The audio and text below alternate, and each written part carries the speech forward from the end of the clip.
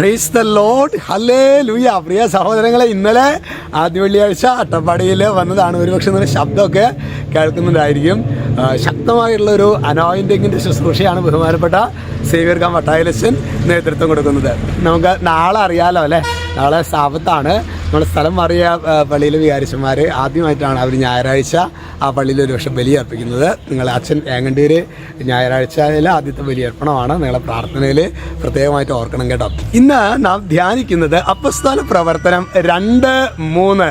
അവിടെ വചനം വെളിപ്പെടുന്നത് ഇങ്ങനെയാണ്: അഗ്നിജ്വാലകൾ പോലുള്ള നാവുകൾ തങ്ങൾ ഓരോരുത്തരുടെയും മേൽ നിൽക്കുന്നതായി അവർ കണ്ടു. പെന്തക്കോസ്താ ദിനത്തിൽ അവർ ഒരുമിച്ച് കൂടി പ്രാർത്ഥിക്കുമ്പോൾ അവർക്കുണ്ടായ അനുഭവമാണ് അതായത് പരിശുദ്ധാത്മാവിൻ്റെ ഉന്നതമായ ചൈതന്യം അവർ ഓരോരുത്തരുടെയും ജീവിതങ്ങളിൽ കണ്ടു എന്നാണ് വചനം വെളിപ്പെടുത്തുന്നത്.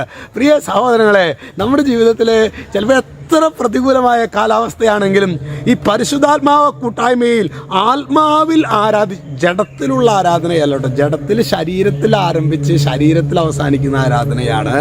അതിൽ പ്രത്യേകിച്ച് മാറ്റമൊന്നും ഉണ്ടാകില്ല. എന്നാൽ ആത്മാവിൽ ആരാധിക്കുന്നവരുടെ ഇടയിൽ എത്ര വലിയ പ്രതികൂലമാണെങ്കിലും ആ പ്രതികൂലത്തെ മറിച്ചിടാനുള്ള ഒരു അഭിഷേകം കർത്താവ്.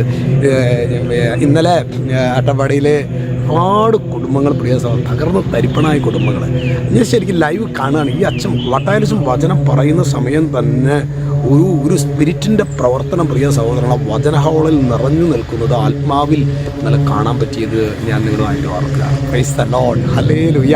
പ്രിയ സഹോദരങ്ങളെ, ഈ വചനം അത് 2:3 അപ്പസ്തോല പ്രവർത്തനം. അഗ്നിജ്വാലകൾ, വചനം അഗ്നിയാണ്.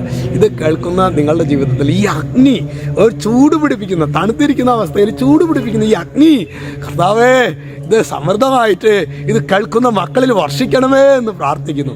രക്ഷിതാവ് യേശു ക്രിസ്തുവിൻ്റെ നാമത്തിൽ ആശീർവദിക്കുന്നു. എപ്പോഴും എന്നേക്കും ആമേൻ.